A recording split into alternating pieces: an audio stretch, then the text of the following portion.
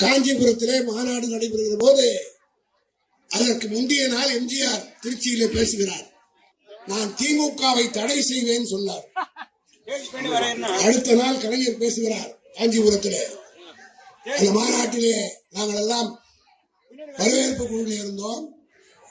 கலைஞர் எப்பொழுதுமே அவன் இவன் என்று பேசியதே கிடையாது. ஆனால் அன்றைக்கு ஆவேசமாக கலைஞர் சொன்னார், எவன்டா அவன் திமுகவை தடை செய்கிறோம் என்று அவன் என்கிற வார்த்தையை முதலில் பயன்படுத்தி எம்ஜிஆரை தாக்கினார் கலைஞர் அவர்கள். விஷயம் என்ன தெரியுமா? மோடி திமுகவை தடை செய்வேன் பேசினார் பார், அதான் எம்ஜிஆர் பேசின கடைசி பேச்சு. அதுக்கப்புறம் நேரம் வந்தார், கைகால் விழுந்து போச்சு, அப்பல்லோடு சேர்க்கப்பட்டார். கடைசி வரையிலும் பேசாமலே போய் சேர்ந்தார்.